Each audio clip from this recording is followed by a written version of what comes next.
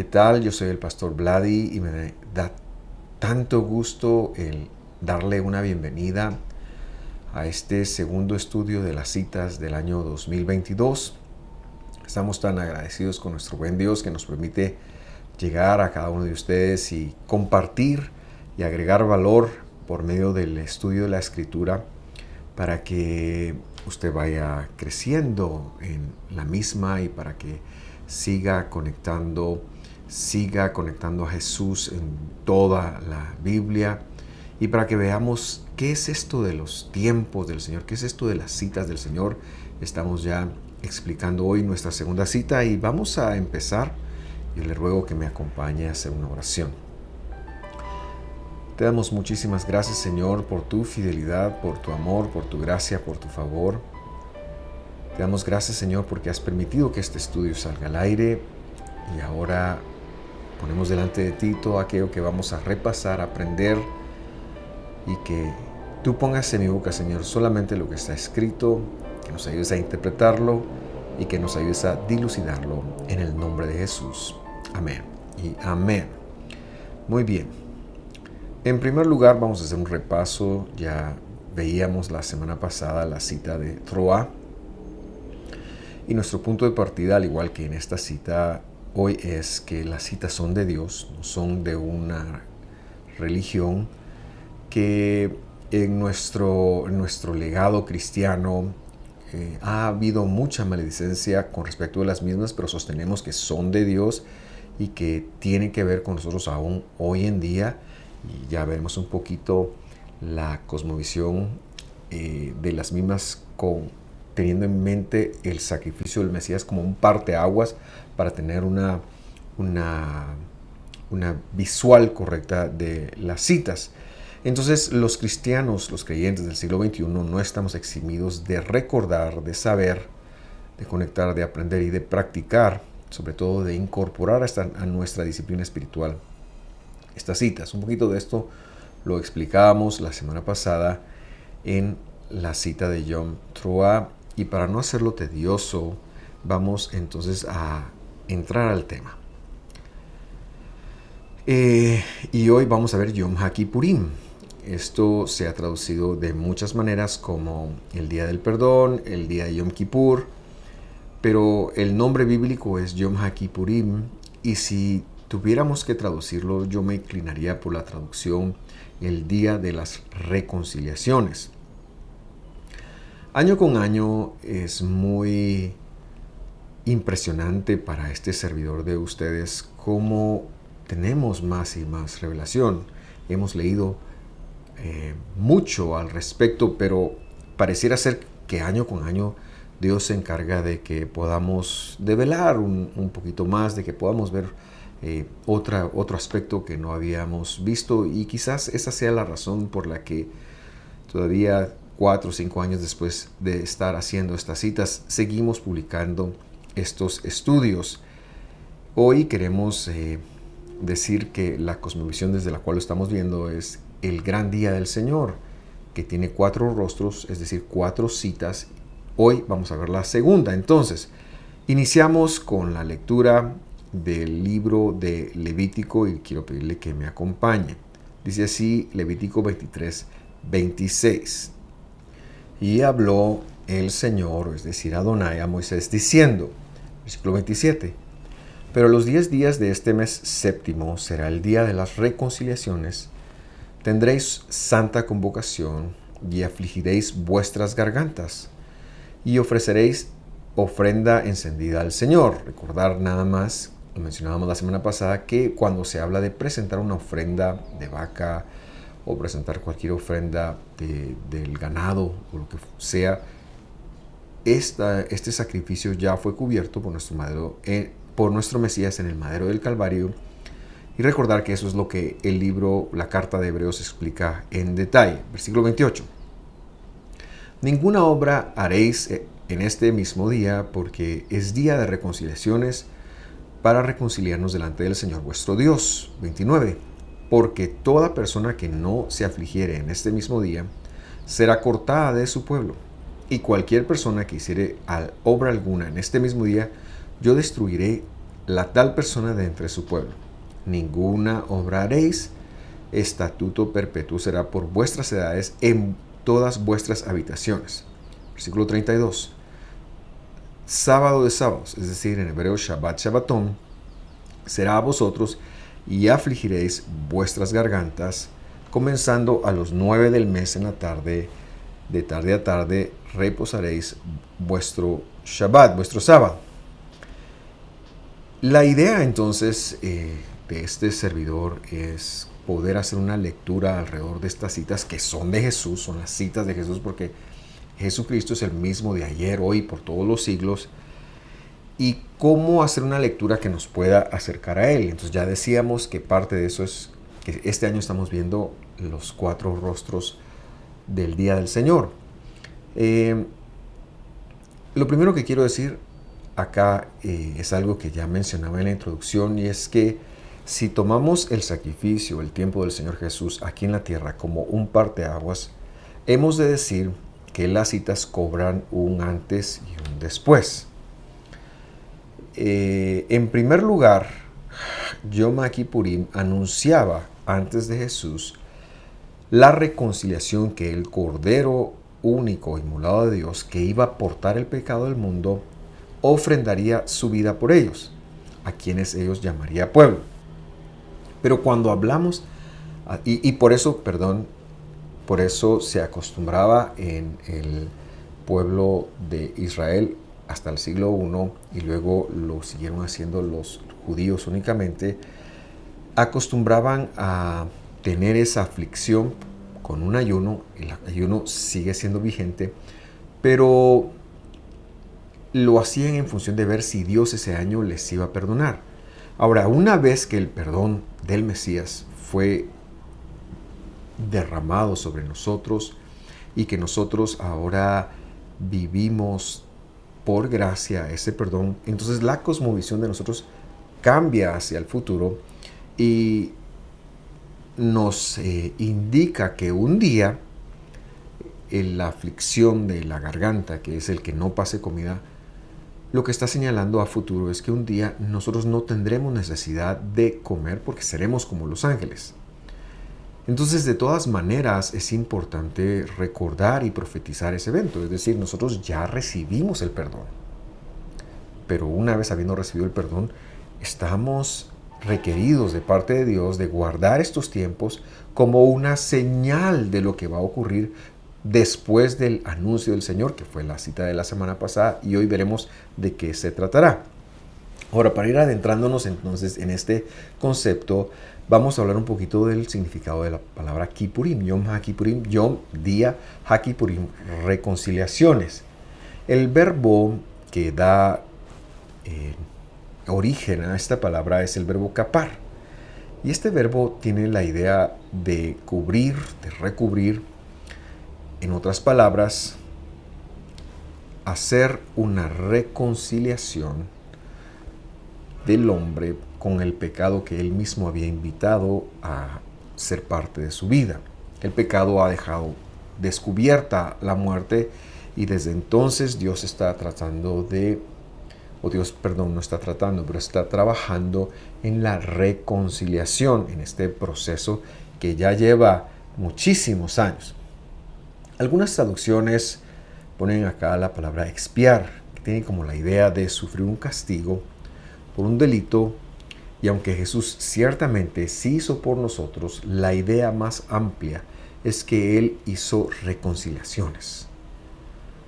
Entonces, y por eso es que la palabra bíblica está en plural, no dice el día del perdón, de la expiación, ni siquiera de la reconciliación, sino dice el día de las reconciliaciones. Y esto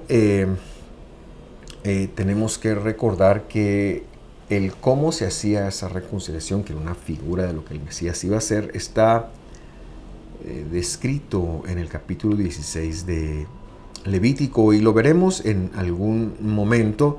Solo recordar que en ese lugar el sacerdote solamente entraba una vez y ofrecía un poco de la sangre como evidencia de los animales sacrificados en el caporet. Caporet era la tapadera que recubría el arca del pacto, que traducen en castellano como propiciatorio, pero era la la tapa de la reconciliación, que era de donde salía la voz de Dios. Y por eso es que el Evangelio señala que Jesús es la propiciación de nuestros pecados en Romanos. Ahora sí, vamos al capítulo 16 de Levítico y leamos algo por demás interesante. 16:7 dice así: después tomará los 2 machos cabríos y los presentará delante del Señor a la puerta del tabernáculo del testimonio. Hemos visto una serie de animales que se pedían que se ofrecieran en sacrificios. Sin embargo, yo quiero enfocarme en estos 2 machos cabríos. Porque, y recordamos que todos los sacrificios que se hacían en pro dentro del sacerdocio levítico tenían que ver con algo que el Mesías iba a lograr en el sacrificio eterno, completo y perfecto del madero del Calvario. Sigamos leyendo, versículo 8. Y echará suertes a Aarón sobre los 2 machos cabríos, una suerte por el Señor y la otra suerte por Azazel. Versículo 9. Y hará traer a Aarón el macho cabrío sobre el cual cayere la suerte por el Señor, y lo ofrecerá como ofrenda, como el pecado, y lo ofrecerá como el pecado, como ofrenda por el pecado, podríamos decir. Versículo 10. Mas el macho cabrío sobre el cual cayere la suerte por Azazel, lo presentará vivo delante del Señor para hacer reconciliación sobre él, para enviarlo al desierto. Muy bien, entonces estos 2 machos cabríos nos servirán para explicar las reconciliaciones que el Mesías efectuaba en este día por nosotros. En primer lugar, se pedía que el primero se ofreciera como una atá. Atá es una ofrenda por el pecado. La función de esta ofrenda era la de traer una reconciliación a los hombres con Dios. Por el pecado que el hombre había cometido, el hombre estaba en enemistad con Dios. Esto solamente se pudo lograr perfectamente en el madero. Cuando Dios mismo dio su vida por usted y por mí, Él nos reconcilió con Él mismo. Entonces, la primera reconciliación tiene que ver con el hombre y su relación con Dios. Luego dice que había otro macho cabrío que se enviaba al desierto. Y esto tenía que ver con la función mesiánica de olvidarse de nuestros pecados, de perdonar nuestros pecados. Aquí hay algunas personas que se pierden con esta palabra Azazel y se ha creado no lingüísticamente, sino por tradición, una referencia a Satanás. Pero si somos fieles a lo que la Escritura enseña, Azazel quiere decir el macho cabrío que se va. Y representa aquí la reconciliación de nuestros pecados. Entonces, en primer lugar, teníamos que ser reconciliados con Dios, pero en segundo lugar, tendríamos que ser reconciliados del efecto del pecado en nuestra vida. Y es que cuando el pecado entró en el hombre, a todos nos pegó de una manera distinta. Y esa es la razón por la cual la concupiscencia humana a veces lucha con ciertas cosas, pero estas pueden ser distintas para cualquier humano. El hombre necesita ser reconciliado con Dios y reconciliado consigo mismo, recibiendo el perdón de sus pecados. Y entonces el Mesías, el Salvador, logró para nosotros esa reconciliación en el madero del Calvario. Pero lo que queremos establecer, o lo que queríamos establecer, es que esta es la razón por la cual la palabra Kippurim, que quiere decir reconciliaciones, tomaba la connotación en este día, tomaba el título, o otorgaba el título a este día, porque era el día en que el hombre, año con año, si vemos antes de Jesús para atrás, pues ellos recibían perdón. Para nosotros es recordar que Jesús ya lo hizo y que volteamos al futuro sabiendo que en el futuro vamos a estar completamente reconciliados con Dios y completamente perdonados por la obra que Él ya hizo. Por eso es importante que nosotros no nos olvidemos de estas citas, porque esto es necesario recordárnoslo continuamente, cada día saber que somos perdonados, cada día saber que Dios está bien con nosotros y que nosotros hemos sido puestos bien con Dios. Ahora, esto era lo que pasaba entonces en Yom HaKippurim. Y lo hemos hablado un poquito hacia el pasado y muy en menos forma hacia el futuro. Sin embargo, yo ahora quiero enfocarme hacia el futuro y para ello entonces nos basamos en la segunda cara del día del Señor, aquel que los profetas dijeron que era grande y temible. Entonces lo que vamos a hacer es que vamos a empezar a leer algunos versículos del Evangelio. Vamos a leer algunos versículos de Tesalonicenses y de Corintios, que hablan hacia el futuro, incluso hacia el futuro de la congregación del siglo XXI. Empezamos con primera carta de Tesalonicenses capítulo 4, versículo 15. Y dice ahí: por lo cual os decimos esto en palabra del Señor, que nosotros que vivimos, que quedamos hasta la venida del Señor, no seremos delanteros de los que durmieron. Este punto es vital para entender lo que el apóstol va a hablar, que representa HaKippurim y que tiene que ver con la segunda venida del Señor. Vamos a ver algunos puntos escatológicos rápidamente, porque a eso nos está invitando esta cita. Y lo primero, saber que lo que va a pasar cuando el Señor venga y después de la trompeta, y que no van a ser, no sé si va a ser inmediato, si es inmediato, qué bueno, pero puede que no sea inmediato porque la Biblia no lo registra. Pero lo que sí tenemos que entender es que de primero va a sonar la voz de la troa, la voz del shofar. Después de eso se da el segundo evento, y el segundo evento es que el Señor viene a la tierra y genera un efecto para su pueblo. Y ese efecto empieza sabiendo que los que estén vivos o los que estemos vivos cuando Él regrese, no nos adelantaremos en nada y en ninguna manera a los que están durmiendo, dice esta versión, pero se refiere a los creyentes en Jesús que murieron creyendo en Jesús y que hoy sus cuerpos están esperando la redención en donde sea que estén. Versículo 16 dice, 1 Tesalonicenses 4:16, porque el mismo Señor, con aclamación, con voz de arcángel y con trompeta de Dios, descenderá del cielo. Este es la primera estación del día del Señor, Truah, Yom Truah. Lo vimos la semana pasada. Y luego dice, y los muertos en el Mesías resucitarán primero. La segunda estación es la resurrección y por ende también la transformación. Pero lo que este versículo está anunciando es que primero habrá una resurrección. Por lo tanto, empezamos a decir que la doctrina del rapto está mal entendida. No existe un rapto, porque en el rapto no vemos una resurrección, sino se habla solamente de las personas ser extraídas, ser llevadas. Y ya explicaremos cuando lleguemos a este versículo cuál es la correcta manera de entenderlo.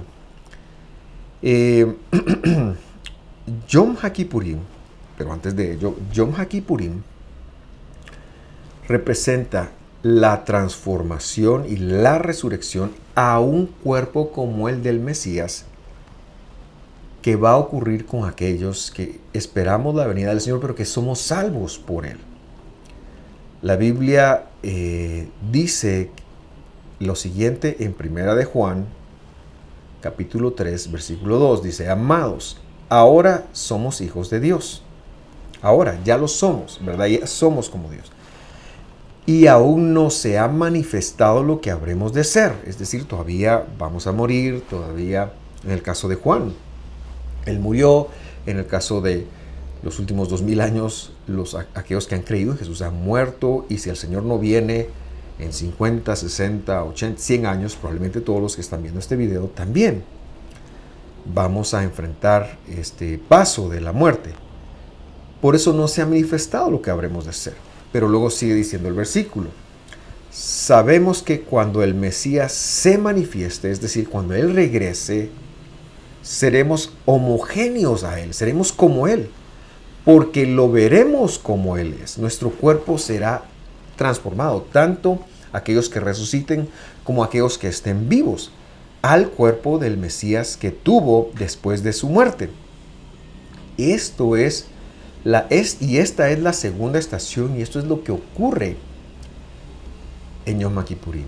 Entonces, cuando nosotros estamos en el siglo XXI celebrando y recordando esta cita, no estamos temerosos de que el Señor nos pueda o no perdonar, como se lo vive en muchas comunidades sin el Mesías.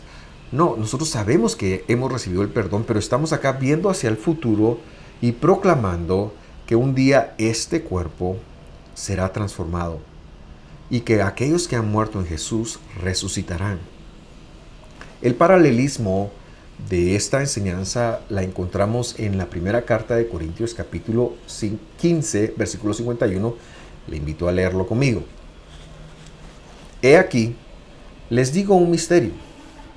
Todos ciertamente resucitaremos, mas no todos seremos transformados. Y aquí tenemos que ponernos en el pensamiento de Saulo de Tarso. Él está hablando de ambas resurrecciones. La primera resurrección incluye la del segundo día del segundo rostro, es decir, la resurrección de Yom Kippur, exclusiva de aquellos que han sido redimidos por la sangre del Cordero. La segunda resurrección, esto lo aprendemos en Apocalipsis, se refiere a aquellos que murieron sin Jesús, murieron sin esperanza y que van a resucitar para ser juzgados. Por eso es que aquí está hablando de que todos resucitaremos, pero no todos seremos transformados. ¿Por qué? Porque los que resuciten en la segunda resurrección, ellos no serán transformados. Ellos serán levantados para escuchar el juicio de por qué no van a heredar la vida eterna. Quizás sería bueno que leyéramos Apocalipsis capítulo 20, versículo 5, para que veamos de qué se trata. Dice: mas los otros muertos no volvieron a vivir hasta que sean cumplidos los 1000 años. Esta es la primera resurrección. Es decir, la primera resurrección es para los hijos de Dios antes de los 1000 años, porque la segunda será después de este milenio. Entonces, antes de esto, cuando el Señor venga, después del sonar del shofar y cuando Él levante a todos, nos vamos a transformar, los que estemos vivos, si lo estamos, y los que han muerto. Es la primera resurrección. Por eso es que el versículo 6 dice: bienaventurado y santo el que tiene parte en la primera resurrección. Feliz, dice literalmente. La segunda muerte no tiene potestad en estos.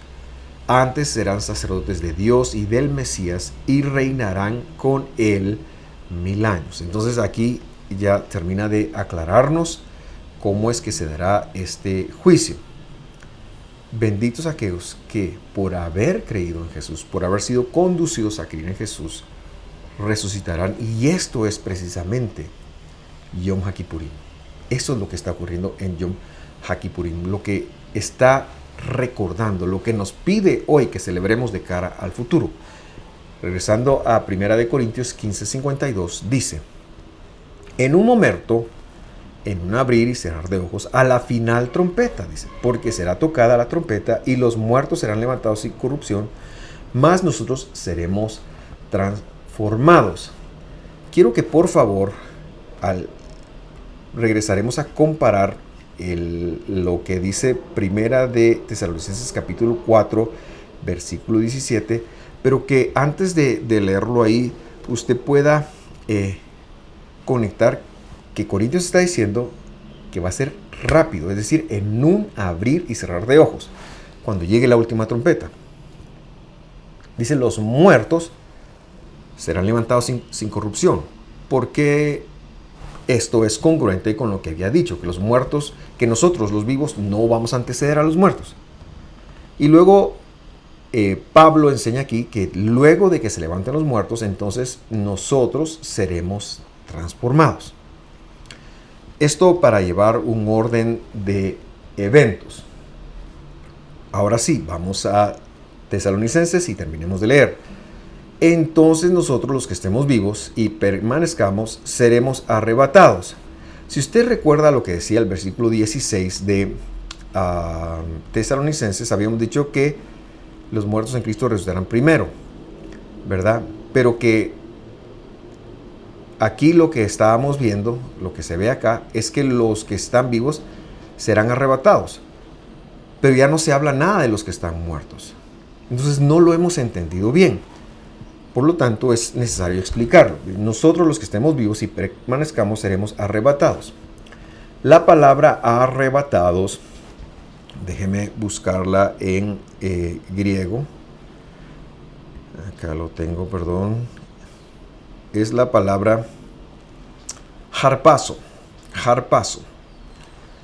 Harpazo fue traducida en la Septuaginta, harpazo fue utilizada en la traducción del hebreo al griego en la Septuaginta para hablar de dos verbos hebreos. El primer verbo hebreo era el verbo que significa tomar, pero el segundo verbo significa transformar, es decir, dar una vuelta, dar una transformación. Entonces, aquí debiera de leerse, se ha leído arrebatados y se creó toda una doctrina alrededor de esto, pero aquí está hablando de una transformación. Seremos arrebatados. ¿Por qué? Seremos transformados, perdón. ¿Por qué? Porque no podemos anteceder a los muertos y porque en primera carta de Corintios capítulo 15, versículo 52, como lo leímos, nos habla de que seremos transformados. Es congruente con el texto. Luego dice, juntamente con ellos en las nubes. Y cuando uno desconoce los modismos bíblicos, entonces por supuesto tiene mucho sentido lo que se ha dicho, pero el modismo es un modismo arameo. El estar en las nubes, en castellano, cuando alguien está en las nubes es que está perdido. En arameo, cuando alguien sufre algo en las nubes, es decir, en este sentido, transformado en las nubes, significa inmediatamente, en un abrir y cerrar de ojos. Esto es congruente también con lo que se ha puesto con lo que Pablo ha enseñado, que en un abrir de ojos. Eso es lo que significa en las nubes.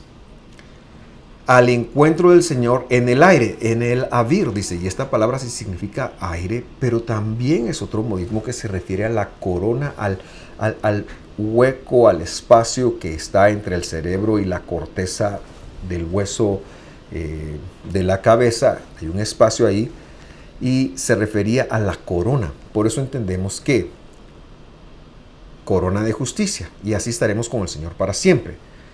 Entonces lo que tenemos que conectar es que entonces nosotros, versículo 17, los que estemos vivos y que permanezcamos, seremos transformados juntamente con ellos inmediatamente, con los que murieron, con los que resucitaron, al encuentro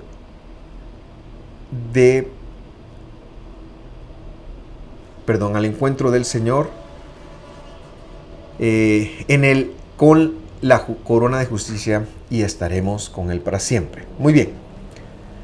Perdóneme, voy a leerlo de nuevo porque quiero aclarar cualquier sensación que dejé de no claridad. Entonces nosotros los que estemos vivos y permanezcamos seremos transformados juntamente con ellos inmediatamente al encuentro del Señor con la corona de justicia, y así estaremos con el Señor para siempre. A eso le apuntamos. Esto es congruente con lo que enseña toda la Biblia, porque después veremos nosotros más adelante el reino del milenio, lo que va a ocurrir después del milenio y el descenso a la tierra de la Jerusalén celestial. Por eso es que la Biblia enseña que los justos heredarán la tierra. Pero eso es un tema para una tercera o una cuarta cita y ya lo tocaremos cuando llegue ese momento. En este momento a mí me gustaría entonces regresarme al mandamiento, cómo se guarda, qué tenemos que hacer, cómo vamos a hacer en Visión de Fe. Y para ello vamos a releer Levítico 23:26 y ahí dice así: habló el Señor a Moisés diciendo, 27, pero a los 10 días de este mes séptimo será el día de las reconciliaciones, tendrán santa convocación, afligirán las gargantas de ustedes y ofrecerán ofrenda encendida al Señor. Ninguna obra haréis en este mismo día, porque es día de reconciliaciones para reconciliarnos delante del Señor vuestro Dios. 29. Porque toda persona que no se afligiere este mismo día será cortada de su pueblo, y cualquier persona, versículo 30, que hiciere obra alguna en ese mismo día, yo destruiré la tal persona de entre su pueblo. 31. Ninguna obra haréis. Estatuto perpetuo será por vuestras edades en todas vuestras habitaciones. 32. Es sábado de sábados. Será a ustedes y afligirán vuestras gargantas comenzando a los 9 días del mes en la tarde. De tarde a tarde reposaréis vuestro Shabbat. Entonces, en el antiguo Israel, ellos tomaban esta instrucción y lo vivían con mucha angustia, esperando el perdón del Señor. Pero una vez que el Mesías ha logrado esto, perdón para nosotros, hoy nosotros lo recordamos, hacemos esta conmemoración porque dice que lo tenemos que hacer, profetizando con nuestras acciones que recibiremos un cuerpo distinto, un cuerpo como el Mesías, que seremos transformados, que no habrá necesidad de comer, de ingerir alimentos, podremos hacerlo. Y por eso la aflicción de la garganta sin Jesús era no saber si serían perdonados. Pero para nosotros, el no comer, el hacer el ayuno, es porque estamos recordando, profetizando y haciendo una correcta declaración de que este cuerpo que usted ve hoy, de que el suyo, si usted es creyente en Jesús, un día no será limitado por lo temporal, un día será incorruptible. Un día podrá vivir sin el alimento en el cual hoy no puede. Entonces, ese día, ¿cuáles son los mandamientos? En primer lugar, hacer un cese completo de actividades. Si de usted depende, si no lo pusieron a trabajar, si puede pedir la fecha, tómese ese día para hacerlo. Yo quiero darle la fecha será el 4 de octubre del 2022. Una época para hacer un alto, un cese en cuanto dependa de usted. Número 2. Recomendamos hacer una comida tipo 5 de la tarde del día 4. Porque como usted ha visto, es del día noveno de tarde a la tarde del día 10. Tipo 5 de la tarde, haga una última comida para luego, cuando el sol se oculte, usted pueda abstenerse de comida desde el ocaso del sol hasta el siguiente día. Y no probar ningún alimento ni ingerir agua si puede hacerlo hasta que se acabe el día. Recordamos, número 3, que la ofrenda ya fue cumplida por nuestro Mesías. Por eso mi recomendación para ese día es que usted lea acerca de la obra del Mesías. Si va a leer algo ese día, léase los 4 evangelios. Haga el ayuno, esté en casa, lea los evangelios. Nosotros en Visión de Fe. Un consejo más. En mi caso, yo me aprovecho de esta semana de Yom Teruah y de Yom HaKippurim para revisar las metas del año y para hacer nuevas metas. Esto pues porque es el año legal bíblico, es como yo lo llevo, pero es una recomendación nada más. Nosotros en Visión de Fe, ¿qué vamos a hacer? Ir a acompañarnos a la entrega del ayuno. Normalmente nosotros hacemos una convocatoria y hacemos una oración y bendecimos a todo el pueblo, a todas las personas que están acá. Esto va a ser a las 6 de la tarde del día 5 de octubre. Espero con todo mi corazón que esto pueda colaborar con el viaje que usted está llevando de conocer a Dios. Nosotros sabemos que es un poco de cambiar el paradigma, pero ya va siendo hora que cada vez seamos más bíblicos. Este ha sido el Pastor Vladi y a mí me da mucho gusto haber compartido esto con usted. Por supuesto, si usted tiene alguna pregunta, alguna duda y quiere dejarla en los comentarios, los revisamos y estaremos dispuestos a contactarnos de la manera que acordemos para seguir hablando de este tema. Por último, me gustaría recordarle que en youtube.com/Visión de Femisco nosotros tenemos este listado de estudios de las citas, que ya tenemos varios estudios ahí, pero también tenemos prédicas en otro listado y estamos estudiando el Evangelio de Marcos, hemos estudiado la carta de Gálatas, y asimismo las porciones semanales como es el mandamiento apostólico. Tenemos una pasión por estudiar la Escritura, por estudiarla desde su contexto original, desde su lengua original y entendiéndola como la entendían aquellos que la recibieron. Que Dios lo bendiga. Gracias por sintonizarnos. Hasta la próxima.